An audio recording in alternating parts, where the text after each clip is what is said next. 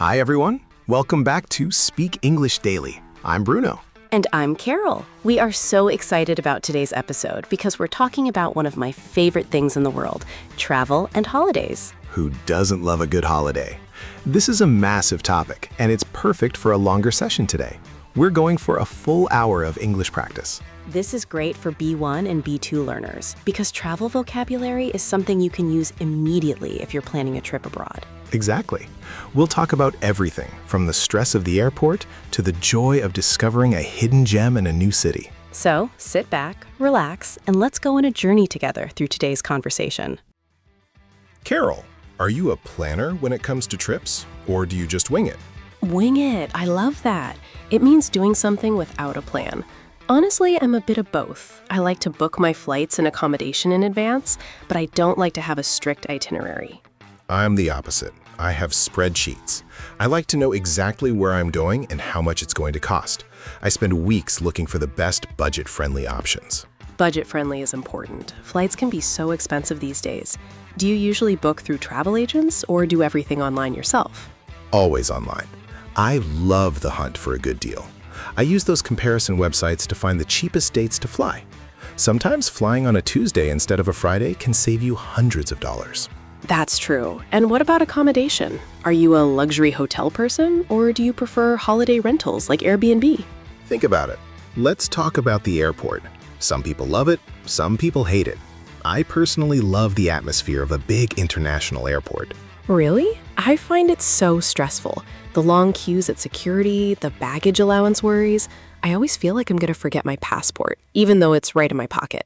Baggage allowance. That's a key term for our listeners. It's the weight or number of bags you're allowed to bring on the plane. Have you ever had to pay for excess baggage? Oh, yes. Returning from Italy last year, I bought too many souvenirs and my suitcase was 5 kilos overweight. I had to pay a huge fee at the check-in desk. That's the worst.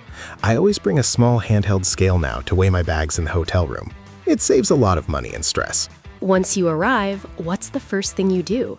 Do you go straight to the famous landmarks? I usually drop my bags at the hotel and go for a walk with no map.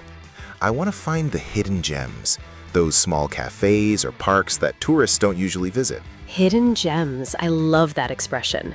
It refers to something beautiful or special that isn't very well known. I think that's where the real culture of a place is. Exactly. I remember finding this tiny bakery in a back street of Lisbon.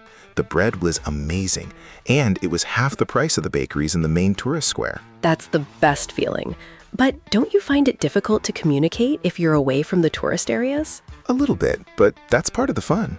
Using gestures and a few basic local words usually works. And of course, English is the lingua franca of travel, so it's always helpful. We have to talk about the mishaps. A mishap is like a small accident or something that goes wrong. Have you ever lost your luggage? I have. My bag went to Tokyo while I went to London. I had no clothes for 3 days. I had to buy everything new. It was a nightmare. That sounds awful. I once missed a connecting flight because the first plane was delayed. I had to spend the night sleeping on a bench in the airport. My back was sore for a week. Oh, the connecting flight trap. You always need to leave at least 2 hours between flights, just in case. Lessons learned the hard way. But when you're looking back, those stories usually become the funniest ones to tell. For me, travel is 50% about the food. I want to try everything local.